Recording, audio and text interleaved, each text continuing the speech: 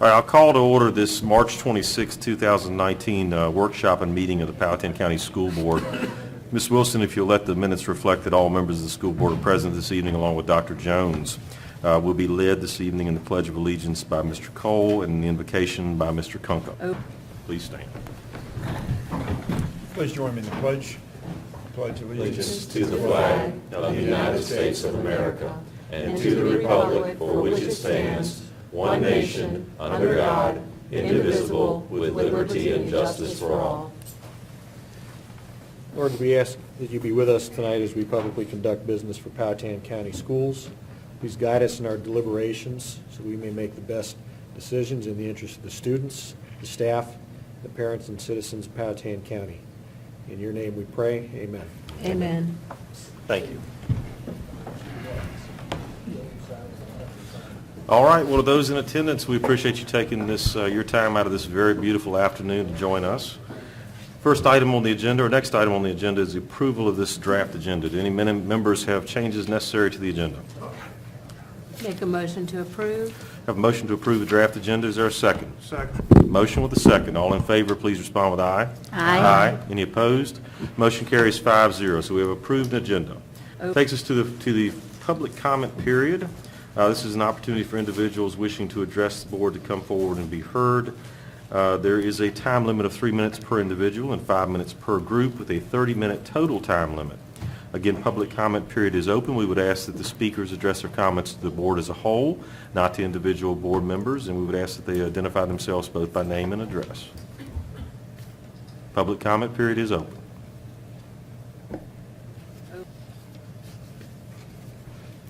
All right, once again, public comment period is open.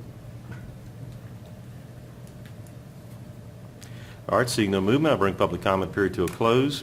Takes us to item 3 on the agenda, the superintendent's report. Dr. Jones.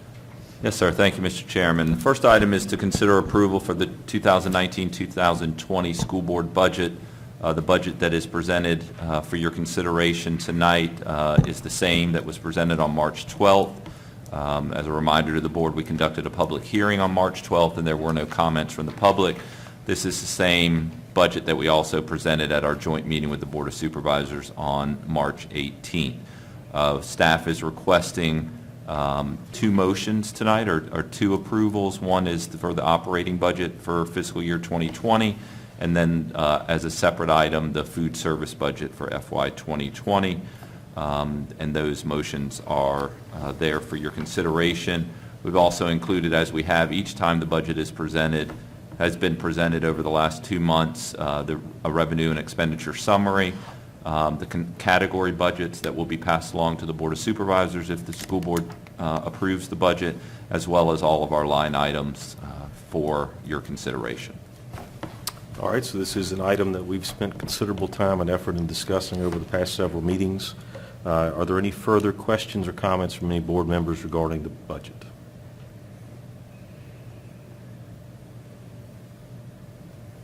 Any further discussion? Excuse me, Yes, Mr. ma'am. Chairman. Mrs. Dr. Jones, was there any input that you received from any staff members or teachers or? I didn't receive any feedback, sent several budget updates each time we presented the budget, and a couple thank yous for keeping them informed, but nothing specific related to staff members, things that they wanted in, or didn't want in the budget. Okay. Thank you. That's good. We appreciate your communication with staff. Thank you very much. Certainly want to keep them informed. All right, other questions or comments? Just Mr. Cole. in listening to with their joint meeting last week with the board supervisors, we certainly appreciate their support, but I must confess I have some angst over this fire and rescue increase that's being looked at, and I'm hoping that that's not going to have any impact on their budget down the road. But I just think it's something we need to keep in mind. And hope, like I said, hope for the best, and certainly try to make our feelings known that we've been good stewards and we continue to be good stewards, and we're hoping that we've cut to match what they proposed to give us, and it's already been painful enough. We certainly hope we don't have to cut anymore. All right, thank you, Mr. Cole. In the spirit of Mr. Cole's statement, have we received any feedback from the county? We have not. So no comments from staff? No comments from staff other than the ones that the Board of Supervisors made at our public meeting. Okay. And when are they Mrs. Ayers. scheduled to approve their budget? We have Brett Chardine here, Assistant County Manager, or County Administrator. Do you have any? Step right up, Mr. Chardine. Good evening, sir. Good evening. Last night's Board of Supervisors meeting, they discussed the budget, so I believe the plan leaving that was to separate the school budget because they were, I think, comfortable with what you all had proposed and wanted to be able to meet your deadlines. So I think they're going to separate that out, pass that sooner, I believe at the April meeting, I think it is, Okay. and then deal with their side of it later. So they looked at some schedules as far as their end, but that will be following school board, I believe. Okay, great. Thank you. Thank you, for the sir. update. That's good. Thank you. Don't step away from the podium. Since you have reached the podium, is there anybody else that would like to, any other members like to ask a question of our county staff here? That's good information to Yeah. have. Good information. Thank you We appreciate for your attendance and your reporting. sharing that with us. Any other questions for him? Thank you, sir. Appreciate you being here this evening. All right, other questions or comments regarding the operating budget? Our proposed budget. All right, well, if there are none, the motions that we need this evening are contained in the third paragraph of our background information. Mr. Chairman, I make a motion that we approve the operating budget for FY 2019-2020 in the amount of $48,206,597. All right, we want to take these separately, I assume, so that's our first motion. Is there a second to Mr. Cole's motion? Second? We have a motion and a second to approve this budget in the amount of $48,206. $48 million. $48 million. All right, let me say this again. Mr. Cole's motion to approve FY 2019-2020 proposed operating budget in the amount of $48,206,597. We have a motion and a second. All in favor, please respond with aye. Aye. Any opposed? Motion carries 5-0. Excuse me. Is there a second motion? I will also move that we approve the food service budget for 2019-2020 in the amount of $1,413,121. We have a motion. Is there a second? Second? Okay. Have a motion and a second. All in favor of Mr. Cole's second motion of the evening, please respond with aye. Aye. Any opposed? Motion carries 5-0. All right, thank you for Great. that, Dr. Thank Jones. you. Thank you, members of the board. The next item is to consider approval for health insurance renewal and rate sheets for 2019-2020. I'm going to ask Mr. Johns to come to the podium to go through. There's one correction on the health insurance renewal sheet that was made, and there's also some survey results attached that the school board had requested. So I'm going to let him summarize those as well and answer any other questions the board may have about this item. Good evening, Mr. Jones. Good evening, Dr. Jones and board members, and thank you for your time. The rate sheets were presented at the last meeting in draft, and as Dr. Jones stated on the first attachment, the rate sheet that is for employees hired after July 1, 2015, everything was correct except for in the high deductible plan. It had this year's rates on it, but the other sheet had the correct numbers on there. I just had failed to update that, but those numbers were presented, and the board and employees were able to see that on the second rate sheet. So there are no other changes, on that. I have also added two other items which we sort of verbally reported at the last meeting, and that is to show the board the variances in the premiums from this year as we go forward with the 1.8% increase. And that is, yes, that slide. Thank you, Ms. Wilson. Basically, the Key Advantage 500 plan had no changes to the premium. They were $1, $2, and $3. But the variances for the 250 and the high deductible were greater. I have a note on the bottom of this. Even though we are showing dual both and family both on the high deductible plan, there are no employees in that plan at all. The last sheet that I wanted to share with the board is the percent of, or the participants and the percent of participants in each plan. The left side of the sheet shows you where we were last year, and we were at 51% for the premium plan, the Key Advantage expanded, about 45% of our employees in the 500 plan, and under 5% in the high deductible. Because of the changes that the school board made to the plans, we moved from the expanded to the 250 plan, provided the incentive for a health savings account for employees to go to the high deductible plan. Those percentages have shifted, and they've shifted, where we, in the direction that we want them to go. We now have an even split in the 250 and 500 plan. I mean, it's 44.63% versus 44.83%. So that's really, that's even. The high deductible, which was, we provided incentive and we're wanting employees to move to that. And we had 24 in it before, we now have 51. And so that jumped from 4.76% to 10.54. So that is going in the direction that we intended for it to go. The board had also asked us at the last meeting if we would do a survey with the employees that are in the high deductible plan. And we have 51 employees, we've got 51 employees that are in the high deductible plan. We had 28 responded, so that was a pretty good response for those employee groups. And as the first question, and you can see all the questions that we ask on the survey. Most of the employees are either in the single plan or family plan of the ones that responded. Also, most of them, 96% of them, have just recently been in this plan, 5 years or less.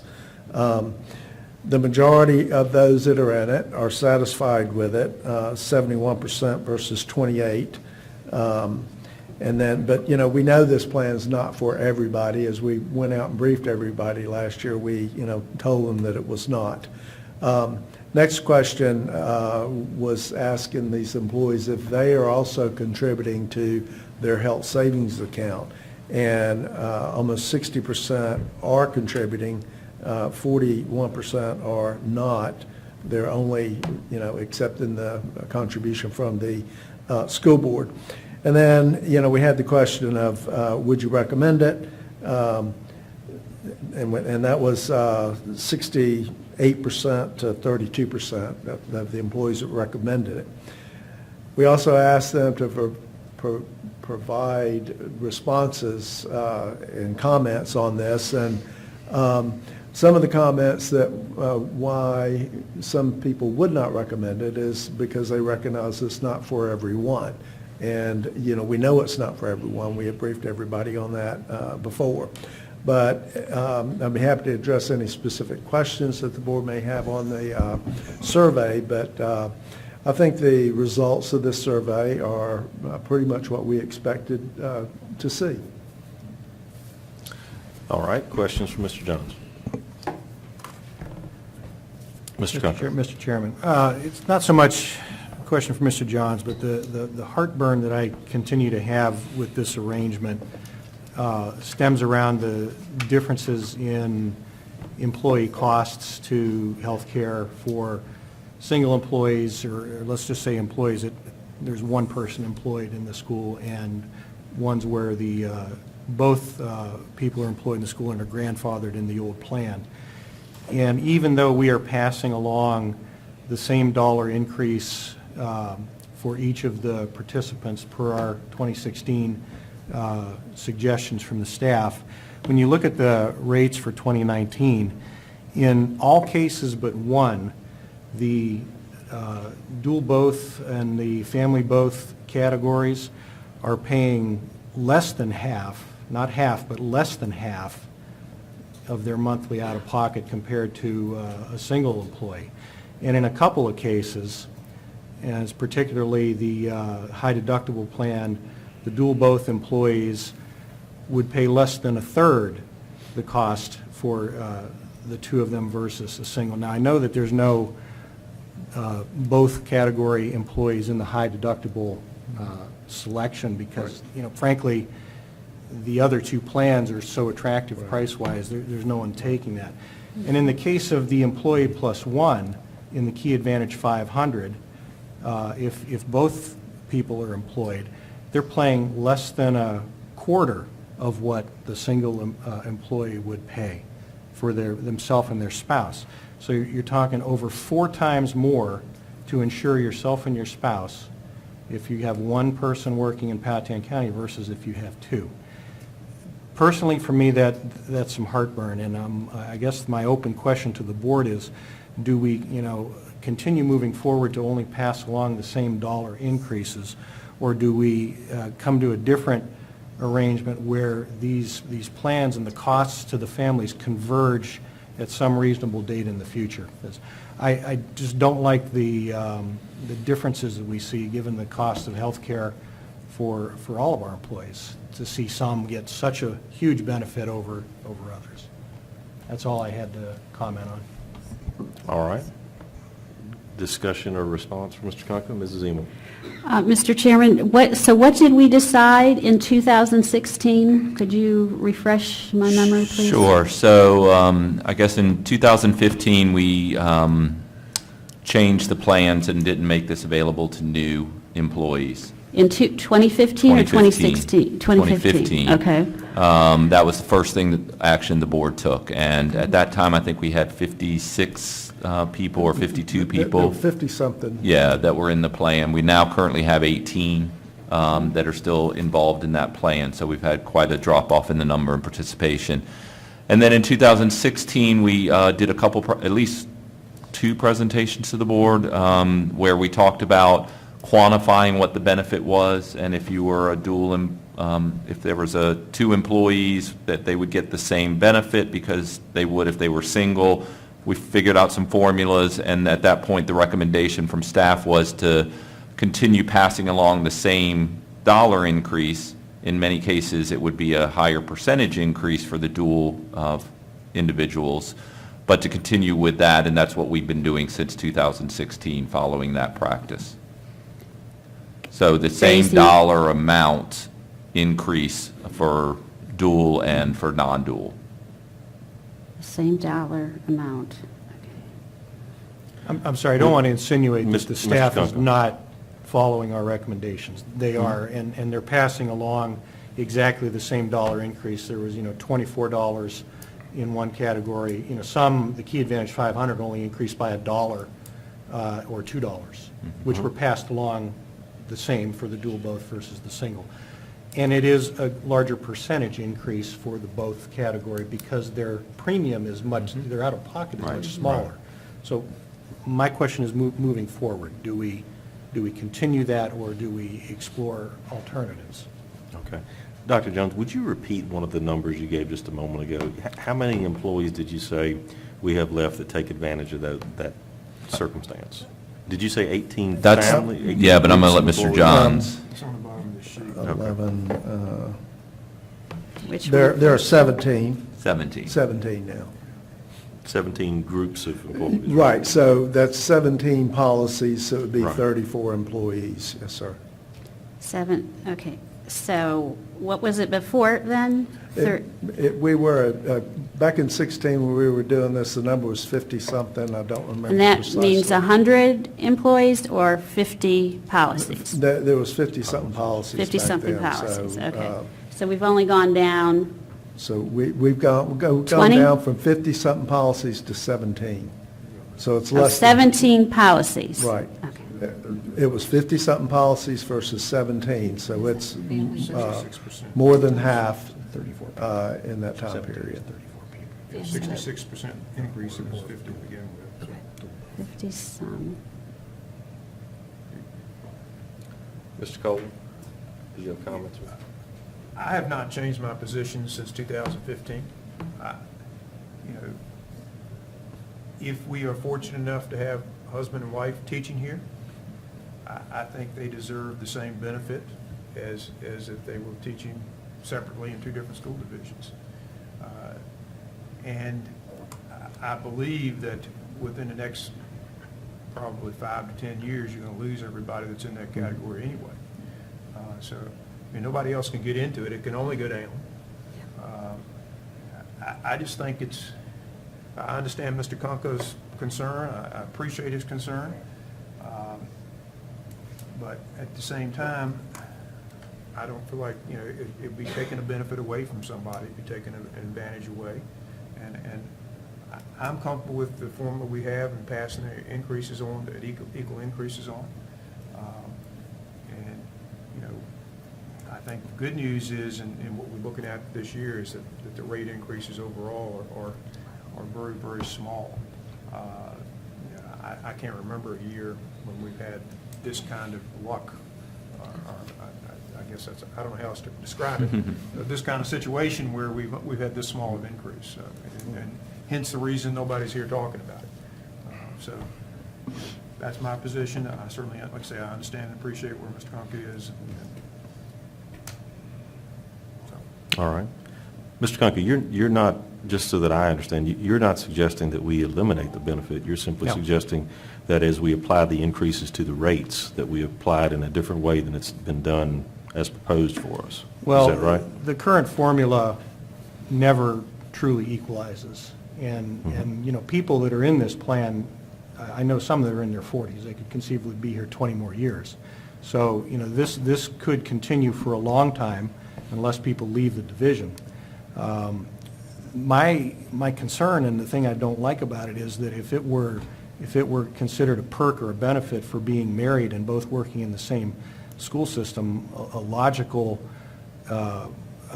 perk would be to pay half, but in some cases, they're paying a third or a quarter for being married. And it's just because, like what Mr. John says, we have 17 policies, but we're reimbursing these people as individuals, so you're reimbursing them from the county coffer 34 times. You're reimbursing each employee, but then you're allowing them to take one policy out.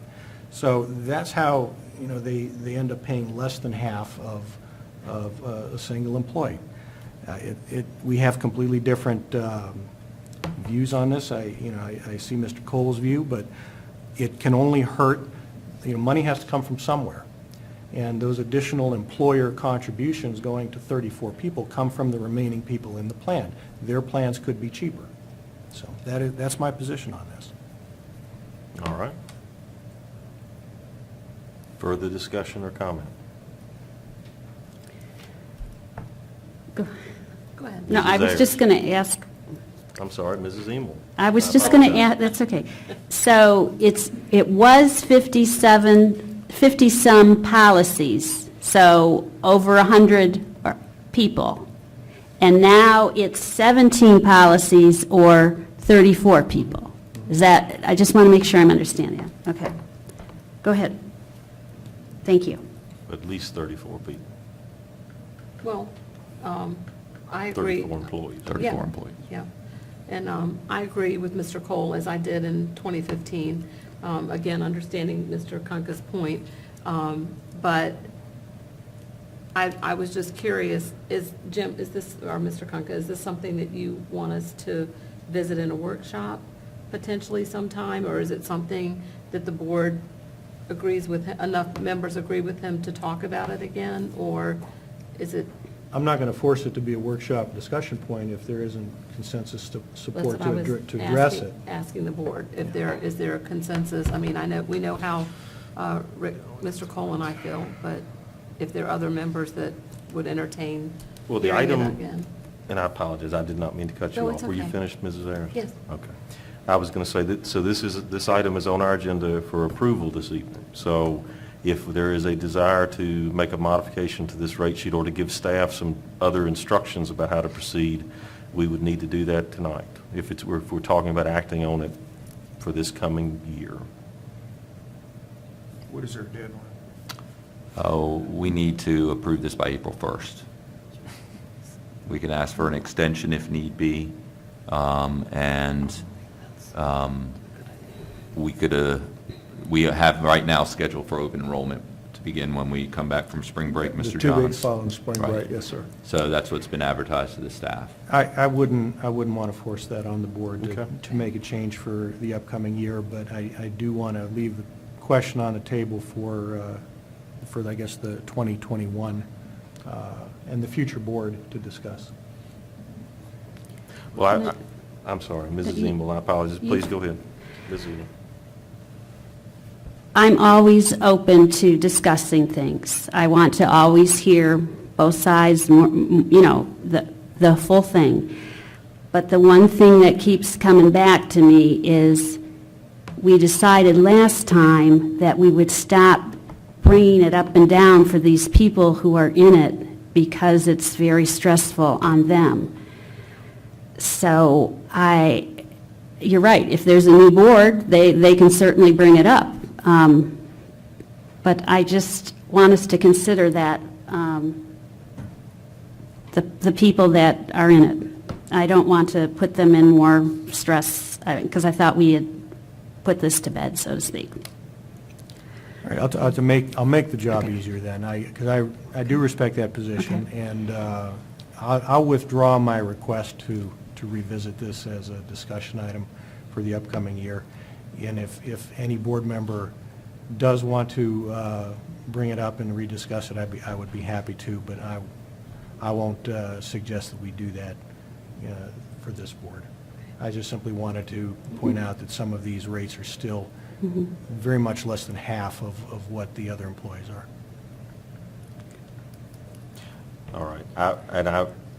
I think you probably just made life considerably easier for staff, at least over the next couple of weeks. But what I would say, though, is that this is going to, while we can have this discussion, I mean, this is going to be an issue every time we bring a rate sheet forward. While the staff will follow our, whatever guidance we provide, I mean, there will continue to be, that circumstance. So each of the boards, whoever sits on that board, will need to make a decision on an annual basis about what we want to do with it. So that's simply a reality, I suppose. So, all right, further questions or discussion? All right. So that takes us then to, I suppose, back to the issue about the rate sheet that is in front of us, and that's the proposed rate sheet that staff has presented to us for the 2019-2020 year. Is there discussion about the rate sheet that Mr. Johns has briefed us on, or the survey instrument that they conducted at our request and have brought back the information regarding? Mrs. Emel. First of all, I'd like to say thank you for doing the survey and bringing that back, because that was, I think, very important, reading over the different comments. It is not for everybody, and the ones that it wasn't for, they can simply change after spring break, right, for next year? For next year, yeah. So if it didn't work out for them. Right. Okay. Just wanted to understand that. And is it possible to get rid of the dual whatever if we don't have it, instead of noting on the bottom for future reference? Absolutely, and I can even, take those lines out this year because there's nobody in it and nobody's going in it. So that's not a problem, and it would make things easier. Thank you, because it's just the whole thing is very difficult to understand to start with, I think. And if we can have less numbers in there that we don't need, the better. Thank you. Okay. And there are, if I may, there are two recommendations. One is to accept the renewal from Anthem, and then two, the rate sheet, approve the rate Thank you, sheets. sir. Yes, sir. I have a question for you. So, I note question 4, and the question is, and this is on your survey. Powhatan County Public Schools contributes $100 a month towards a health savings account. Yes. And then are you contributing to the HSA? And the response is, if I'm reading it correctly, 59% were affirmative, and then 40% said that they were not. Why do you think that number is so low? I read one response that said that they were already contributing to a different health savings account. But do you have any thoughts on why the other individuals are not taking advantage of that opportunity? No, I don't, unless it was simply a personal or family budget issue with them. But, Okay. these dollars are set aside pre-tax. So, if you're in a 20% tax bracket, your net, and you set aside $100, your net pay is only impacted, like $80. And so to me, that's the only reason would simply be a family budget issue. Okay. I guess I would just make a request then, if the staff could send out some additional information just to go through what you just explained, which is right, exactly correct. It's just such a tremendous opportunity for someone to take advantage of one of these things. It's reasonable to assume that there will be some health care costs during the course of a year. It's a really nice opportunity to save a few dollars. And I would actually say to you that if you are in a budget that's very tight, a personal budget that's very tight, this is a great opportunity to help that a little bit, because it permits you to balance it out a little bit during the course of the year. And we do, during open enrollment, Terry Allison in HR department, and she's the one that prepared the survey. I'll pass your, comments along to Thank you. her, so thank you for them. But she's already lined up employees that are in this high deductible plan that will speak at each school location for the employees, so that they can have some personal testimony as to how they like the program. All right, thank you for that. I appreciate that. And again, I'm speaking specifically to the HSA component of it, not necessarily one plan or another, but the HSA is just a tremendous benefit for the employees. So, And as Mr. John said, we're doing faculty meetings, Good. presentations of all this material. We'll make sure to emphasize that point as well. If the current employee who's taking advantage of it doesn't do it, we'll certainly make sure we emphasize it also. And then we'll also be doing individual meetings Good. with employees who have questions or need guidance in selecting a plan or keeping their plan. so can you tell me, so you said your open enrollment starts when they come back when staff comes back from spring break. It runs for is it a 2-week period? 2 weeks. Okay. How do you, just, I guess, in summary, how do you make available the staff to the employees to share with them information about it? How does that generally work? Is it done on a school basis? It is, and in fact, we just recently visited all of the schools and attended all the staff meetings and did talk about open enrollment in all the staff meetings and told them when it was going to be coming up. And so we'll do that again after spring break, and we'll have representatives at different locations in different schools, central office and transportation, so that employees can come in and meet with the representatives to make any changes that they want to make.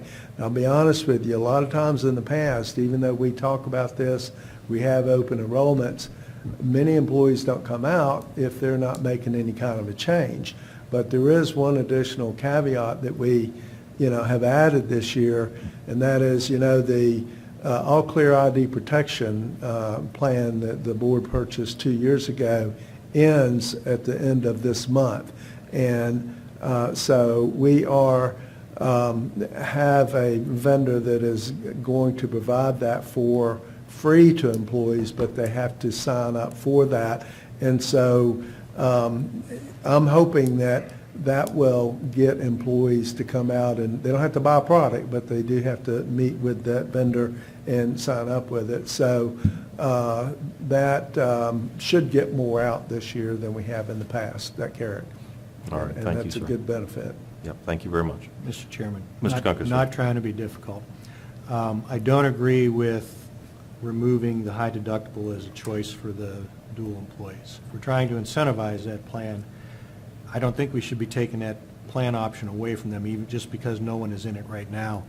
If the industry, I think the trend in the industry is to go more and more towards the high deductible type plans, which to me says that sometime in the future, standard plans are going to be very much more expensive than high deductible plans. And I think that everyone might be looking at that as a choice at some point in the future. So I have to say I disagree with removing those cost options for the dual employees, even though it's more work for staff to keep them with no one in them, because I think we'll just be adding them back later at some point.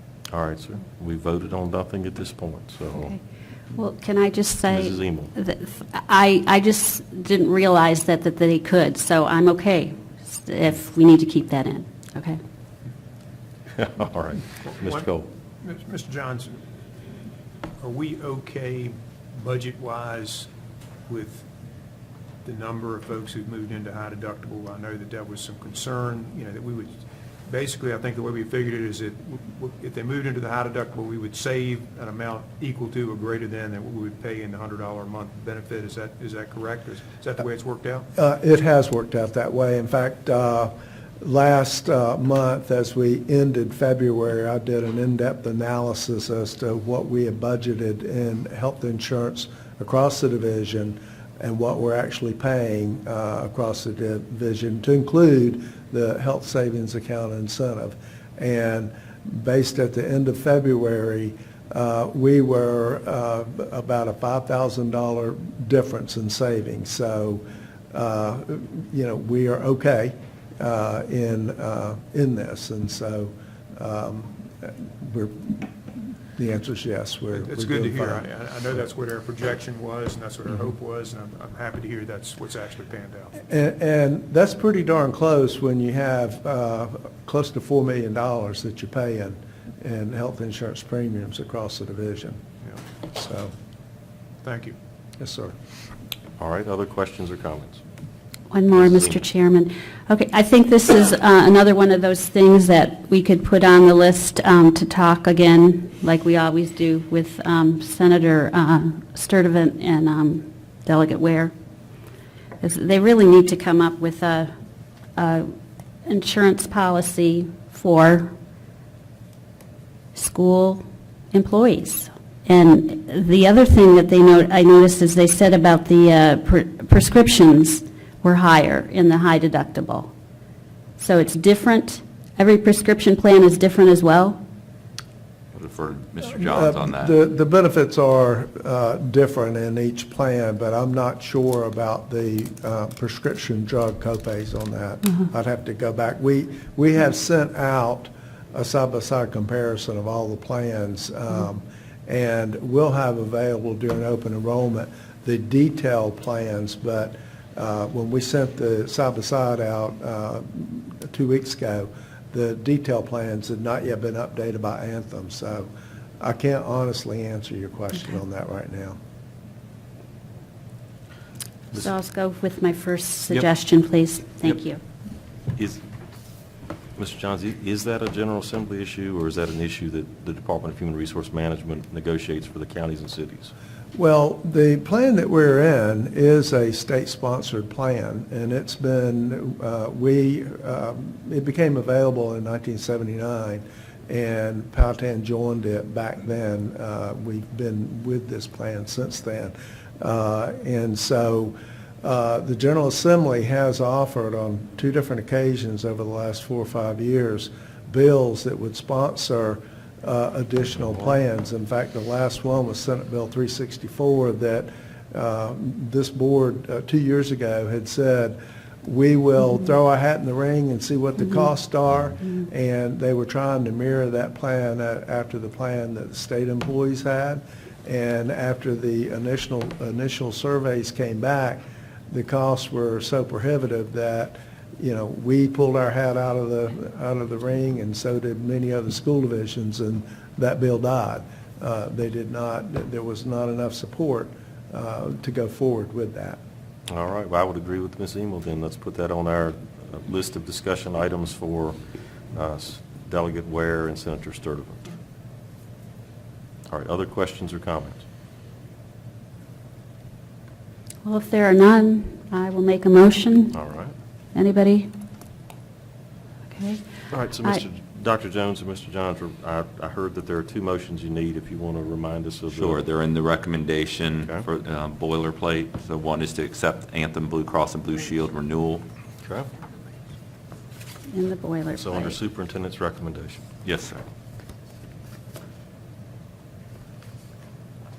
Okay, I recommend the school board accept Anthem Blue Cross and Blue Shield renewal and approve the group health insurance rate We sheets. need them, we need them separately. Separate? Yeah, Ms. Emel. All right, so I'm you sorry. wanna- That's okay. All right, I recommend the school that we accept the Anthem Blue Cross and Blue Shield renewal. All right, so we have a motion. Is there a second? Second? All right, we have a motion and a second. All in favor of accepting the Anthem Blue Cross and Blue Shield renewal, please respond with aye. Aye. Any opposed? Motion carries 5-0. All right, Mrs. Emel, do you have a second motion for us? Yes, I recommend we approve the group health insurance rate sheets for fiscal year 2019-2020. All right, we have a motion. Is there a second? Second. Motion and second. All in favor, please respond with aye. Aye. Any opposed? No. All right, the motion carries 4-1. All right, Dr. Jones, next item, please. Thank you very much. Next item is to consider approval of the joint letter of support for Judes Ferry Road Route 60 Smart Scale project. This is the letter that the board received at the joint meeting with the Board of Supervisors. Again, Brett Chardine is here to talk about the letter, refresh your memories. The board has had a chance to review that letter at this time. We did make one change in the signature line this morning to the letter, but the contents of the letter stayed the same. Mr. Chardine, do you have some information you'd like to share? Welcome again, sir. Thank you. Thanks for the opportunity on this. So just to give you again a quick summary on it. Every 2 years, the state opens up a round of applications for a transportation funding program they call Smart Scale. So this is a competitive round. Projects are scored based on their expected impact and benefit to congestion, preventing accidents, minimizing impact to the environment, increasing access to jobs, promoting economic development, a number of factors. So the county, we submitted 4 applications, which is the maximum we're allowed to submit each round. And this was one of our top ones. This would propose to add an additional left turn lane on Route 60 going on to Judes Ferry, as well as lengthen the existing left turn lane, and then also provide an additional through lane on Judes Ferry between Route 60 and Batterson Road to accommodate that additional turning traffic. And then it would also involve recalibrating that signal to accommodate the new traffic patterns. This would alleviate especially some of the morning peak backups that you get going into the school, which are also happening when a lot of our regional commuting traffic is heading east as well. So VDOT has reviewed these, scored these, and there's enough funding available to fund the top 14 projects in our region. This one scored 15th, so we just missed being within VDOT's staff proposed funding scenario. It's up to the Commonwealth Transportation Board to take that VDOT recommendation, consider it, change it, and ultimately decide what gets funded. In looking at the other projects, there's good projects across the region, but none of them have an impact to schools, and that's unique, and that's not something that this scoring captures. Kind of the unique vulnerability and the unique issues when you have student drivers and school buses and parent drop-off. We also added language in here about the future impact from the dump trucks that we expect to see on the road added by the Cumberland dump. So those are things that, while the Smart Scale scoring and funding generally works well, doesn't capture that. So that's why they put some discretion in it for the Commonwealth Transportation Board to move projects around.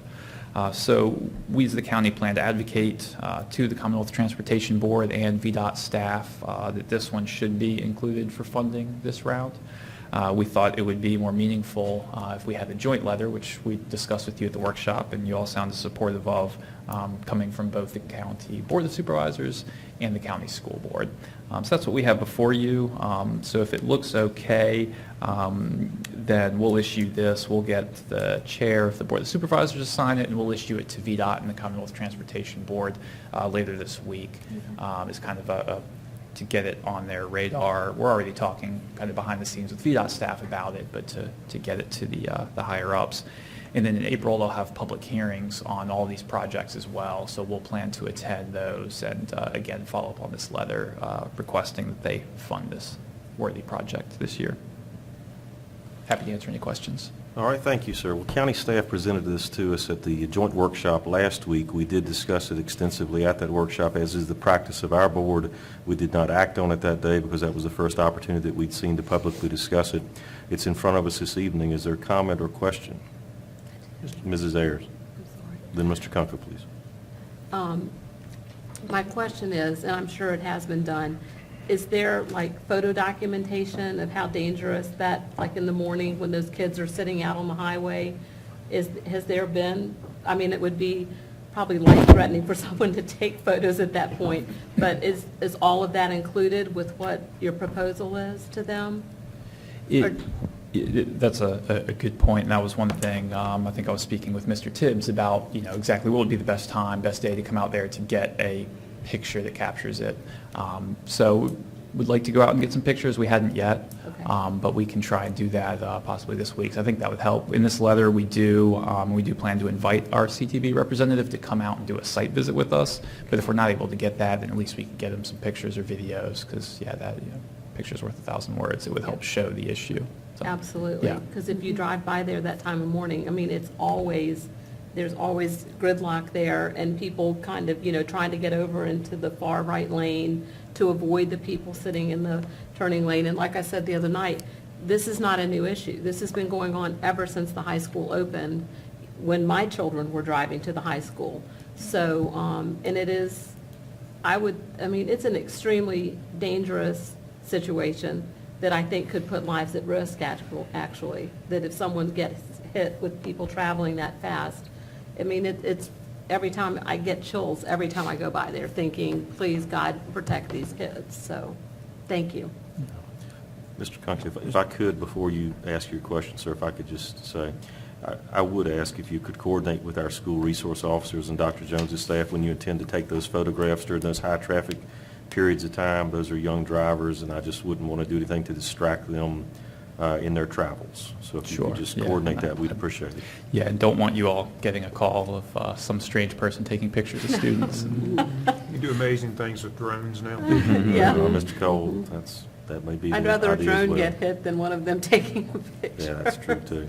And Mr. Conkey, thank you. I apologize. If you had a question, sir. Yeah, a couple questions, Mr. Chairman. Is it the intent of the improvements, when you talk about an additional receiving lane on Jude's Ferry, is it the intent to carry that lane at least as far as Batterson Road? And is it the intent to make that right-hand additional receiving lane a right turn only lane onto Batterson Road?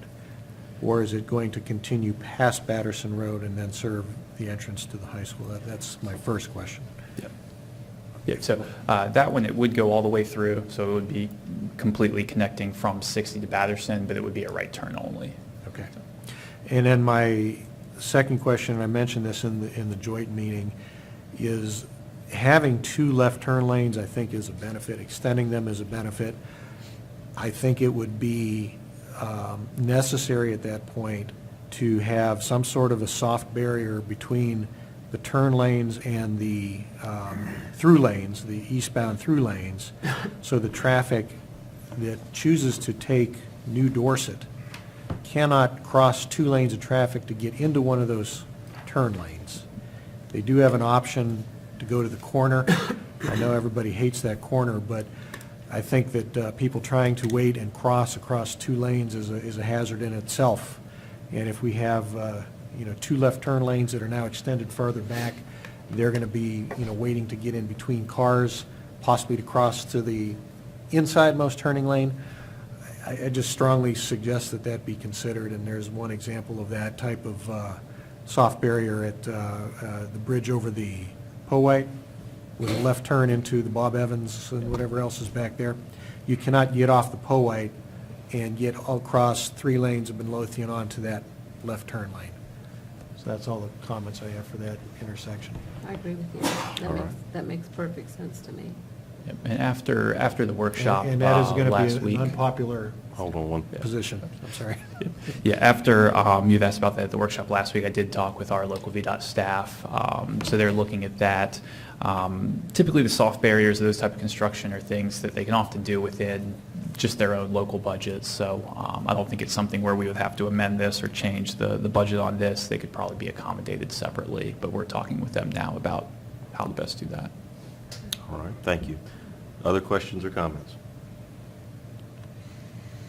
Mr. Chairman, I'm ready to make a motion to approve the joint letter of support for the Jude's Ferry Road Route 60 improvements. All right, Mr. Cole. Is there a second? I Second. assume that was your motion. Is there, and we have a second. All in favor, please respond with aye. Aye. Any opposed? All right, motion carries 5-0, and I will sign the letter this evening. Thank you. Thank you. Dr. Jones? Yeah, next item is to consider accepting donations. We have two donations. One is a rather large donation of $3,000 from Mr. Tom Gates to Powhatan High School Athletic Program to purchase new weight room equipment. We also have a memorial contribution of $150 from Mr. and Mrs. Jane Zimmerman and the Merritt family to Pocahontas Elementary School in memory of Mrs. Jan Taylor, a past employee and volunteer. All right, we have 2 donations. Is there a motion to accept? So moved. All right, we have a motion. Is there a second? Second. Motion second. All in favor, please respond with aye. Aye. Any opposed? Motion carries 5-0. Next item, Dr. Jones. Thank you. Next item is to consider approving the use of a school bus for the Powhatan Junior Emergency Technicians Program. They're requesting the use of a school bus to transport junior firefighters to Blacksburg, Virginia for emergency fire training. All right, we have a motion to accept, or to approve, rather. I make a motion that we accept or approve the use of a school bus for the Powhatan Junior Emergency Technicians Program. All right, is there a second? Second? Is there any discussion necessary regarding this? Mr. Kunkel, sir? Mr. Conkers, yes. Or Mrs. Ayers? I apologize. I think- No, I I thought was one of you going had a statement. I was going I'm to make the sorry. motion, so I seconded it. I'm sorry. Okay. All right, so we have a motion second. All in favor, please respond with aye. Aye. Any opposed? Motion carries 5-0. Thank Next you. item, Dr. Jones. Yep. Next item is receive information. This is, as the board is well aware, we outsourced our school food service operations to Sodexo last year. We need to annually approve that contract. Mr. Johns has been working on that contract, working with the state on any changes that need to be made. Attachment 1 is the contract renewal that after board approval is to be signed by the superintendent and then forwarded to the Virginia Department of Education. And attachment 2 are charts that show production variances from between last school year and this school year for the period of September to February. This is information at this time. We'll be bringing it back to you on April 16th for approval. We're happy to answer any questions that you may have at this time or any questions you may have after you've had a chance to review the contract and the charts prior to April 16th. All right, are there questions for Dr. Jones at this point, or comments? Question, Mr. Mr. Chairman, Kunkel, sir. the first chart, percent of students served, is that 0.2% or 20%? It's 20%. Okay. All right, other questions or comments? Mrs. Ayers? I do have a question just from when Mr. Kunk and I attended the audit committee. It came up, I think that's where it came up, wasn't it, Jim? About whether Sodexo does all the administrative work. To the state and to the federal government, they do not. No, we still have a part-time employee who, we're required to have a part-time employee that does all of that reporting. So we have a part-time employee that does reporting for both the state and the federal government around our school food service operations. Okay, and then, so money that we get flows through our school system and not through Sodexo? They're not, that's how it, okay, I'm sorry. So I'd be happy to address both of those items. Federal regulations do require that any report that deals with the federal government, that we're involved in that. And some examples of that, we receive each year USDA food. A school employee, not Sodexo, must request those USDA foods. Any federal meal reimbursement, a school employee has to submit those. We have to do the federal reports. We are going to have a review by DOE, and that is not just looking at the fact that we're meeting state regulations, but also federal regulations. That's going to happen later this month. And so the reports that we do with DOE, we have to do those, not Sodexo. So we are doing those. In regards to your question on the funds, all of the dollars that Sodexo generates, whether it be from meal sales in the school, whether we're getting reimbursements on rebates or anything like that, all of it has to go to the school food service account and be deposited there. And that is happening. Okay. Yes, Thank ma'am. you very much. Thank you, Mr. Johns. Other questions or comments? Mr. Chairman, All right. Mrs. Emo? I see the chart for the different schools. The high school is only up a little bit, but we understand that, was it our last meeting? You said that there was more participation. Sure, we've seen, and Mr. Johns may have some updated numbers on that account, but we can get those to you, but they've made some significant changes, and we're seeing a really good response at the high school from students and staff as a result of that over the last few weeks. Mr. Johns, do you have anything to add? I don't have March numbers yet, and these are through February, but I would also say, I mean, the percent of students served is a good thing for that to increase. And if you remember, prior to us outsourcing, we needed to increase the percent of students served by at least 15% across the division to even get at break-even level. So this is not at break-even level yet for Sodexo, but it is probably about $100,000 better than we did the year before. And so we're not yet at break even, and that's why the draft contract has no change in it that we'll be asking the board to approve next month. All the management fee and the rates are exactly the same.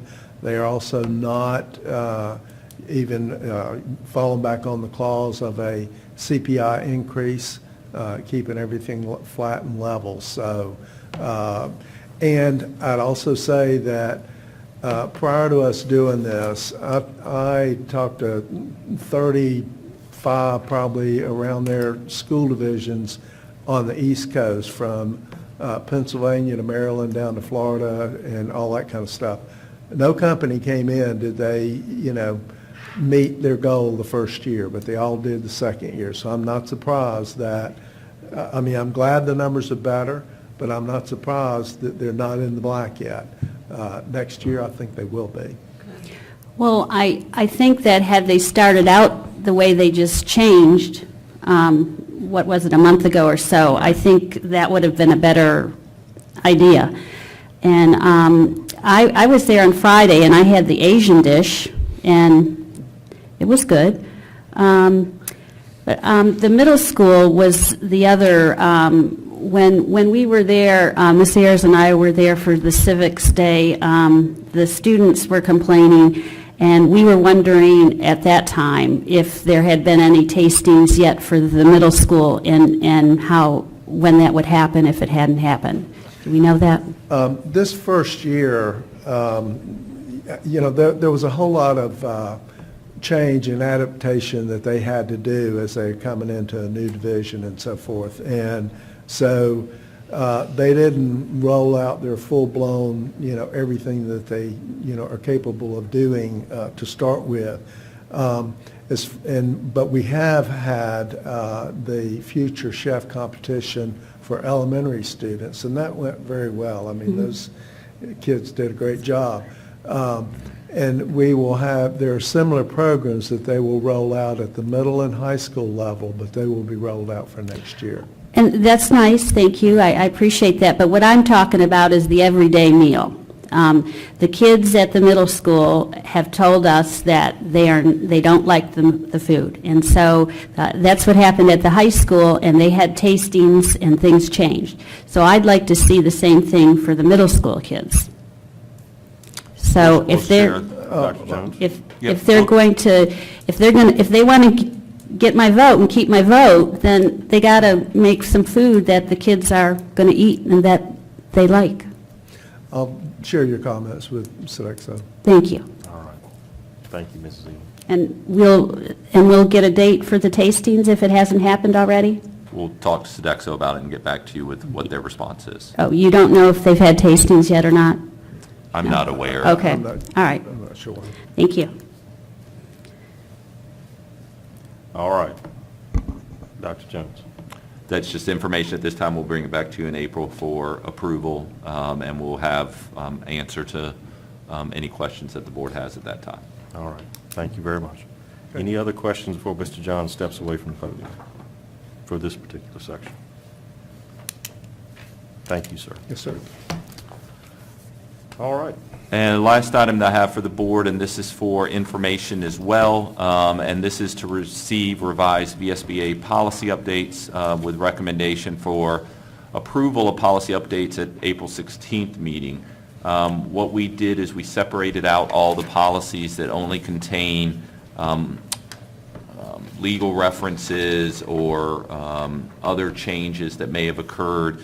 So these are the more, I would say, routine policy updates. They're not really substantive changes to the policy.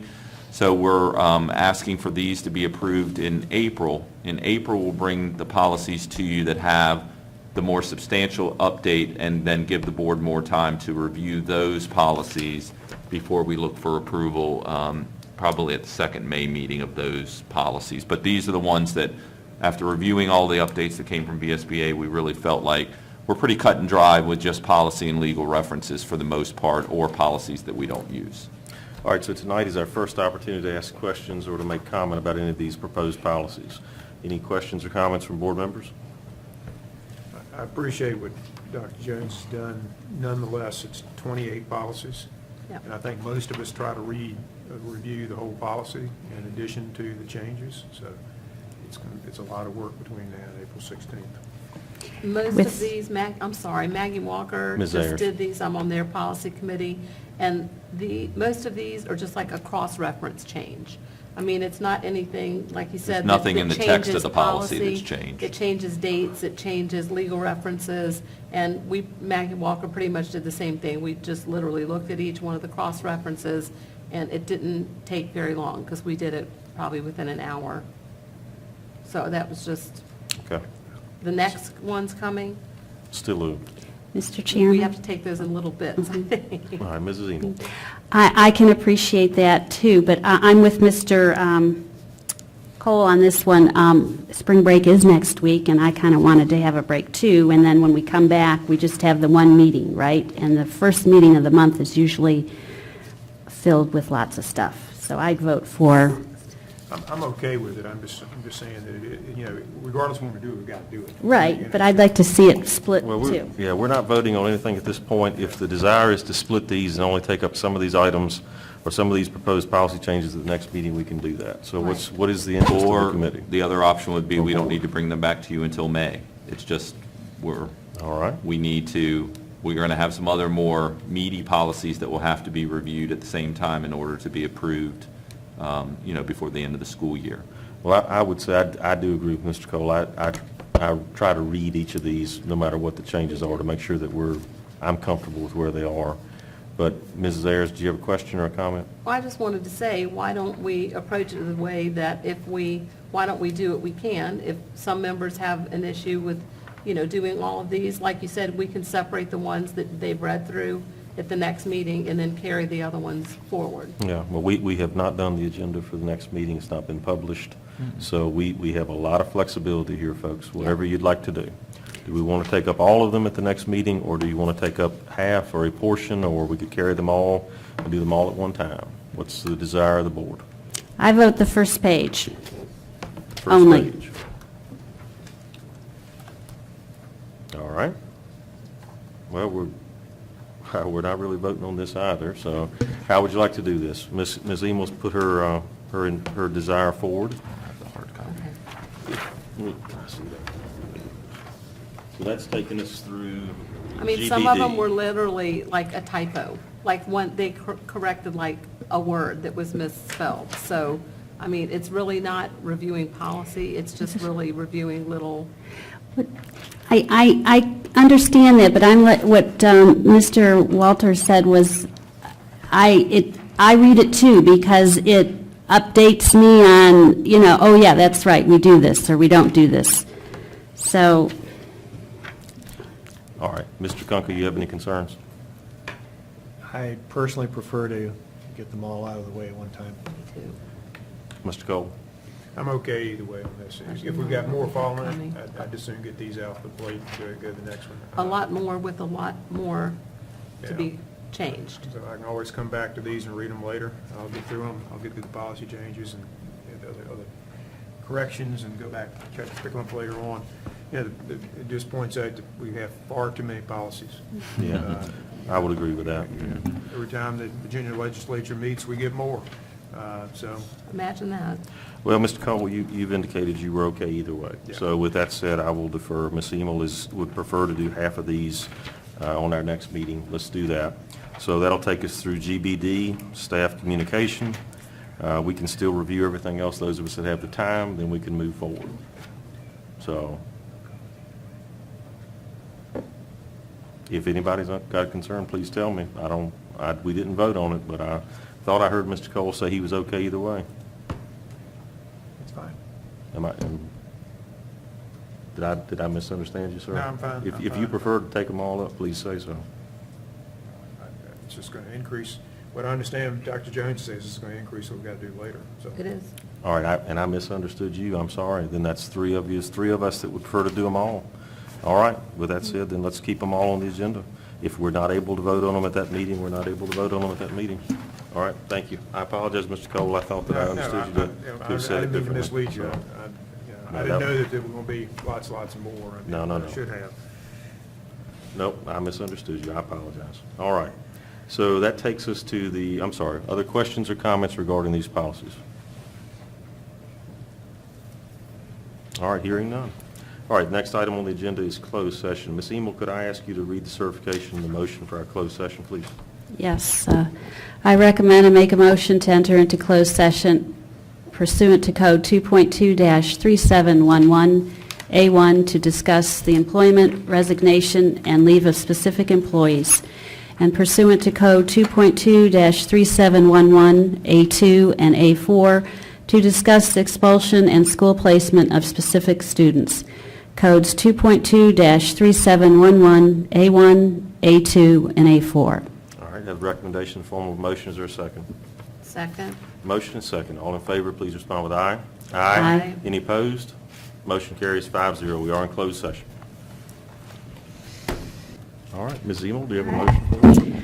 I make a motion, the Powhatan County, whereas We the... need to come back into, I'm sorry. I make a motion, we come back into open session. Second. a motion and second. All in favor, please respond with aye. Aye. Any opposed? Motion carries 5-0. We're back in open session. Ms. Emel.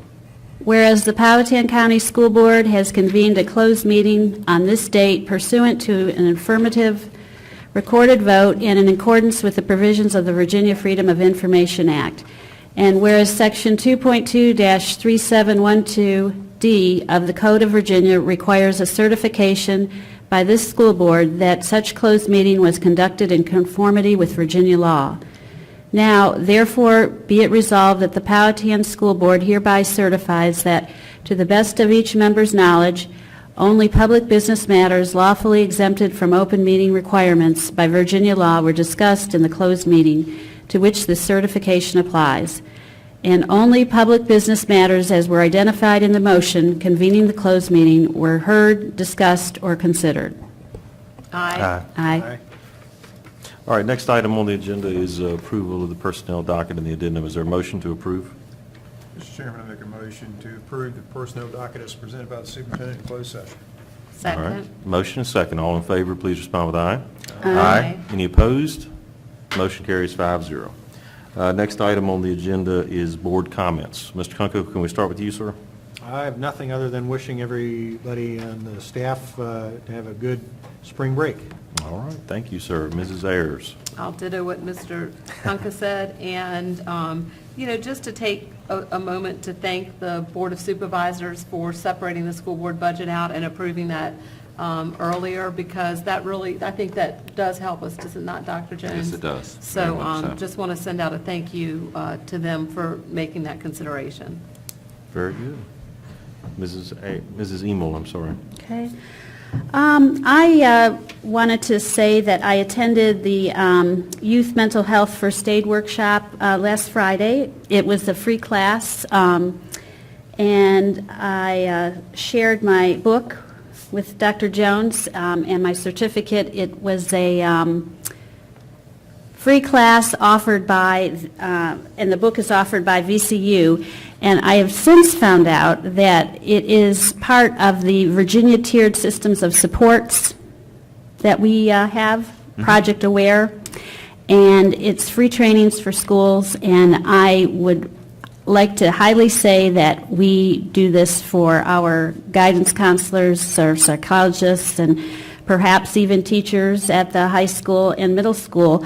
Apparently, the grant is dwindling, and that's why it is free, and if we can get on the list to take advantage of that opportunity, I think we should.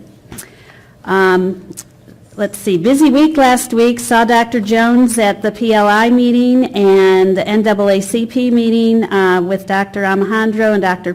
Parker.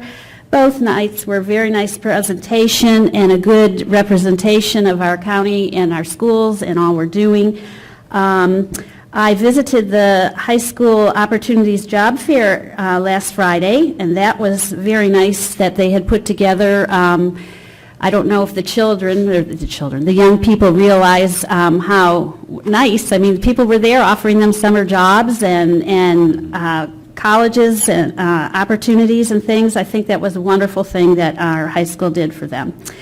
And Saturday night, I saw the high school show choir perform at the Show Choir Classic, and I saw a few other schools. It was kind of like a Las Vegas, all the glittery, shimmery outfits and the singing and the dancing, and what a wonderful place for young people to be on a Saturday evening.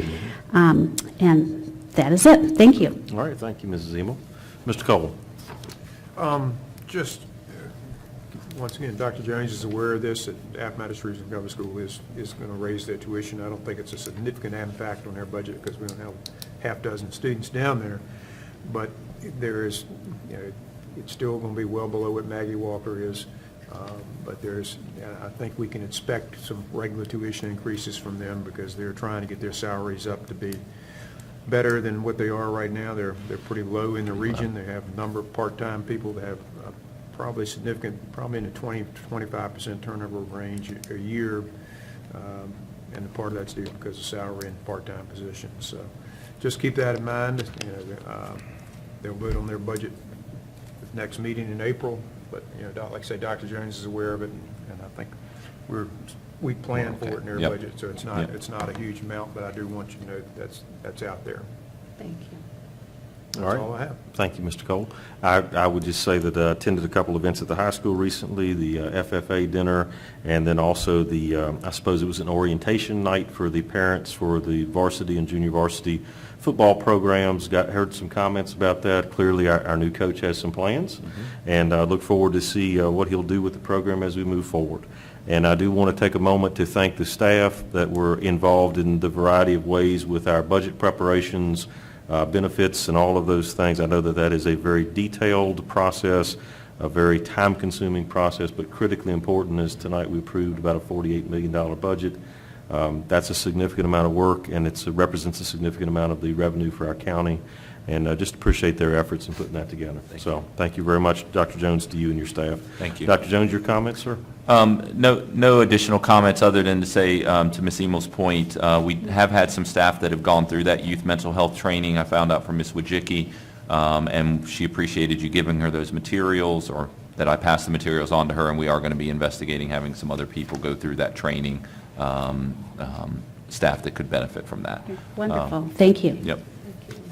All right, is that all, Thank you. sir? That is all. All right, last item on our docket would be, on our agenda would be motion for adjournment. Do we have a motion to adjourn? So moved. All right, we have a Second. motion. Motion is second. All in favor of adjournment, please respond with aye. Aye. Any opposed? Motion carries 5-0. Have a wonderful evening, folks.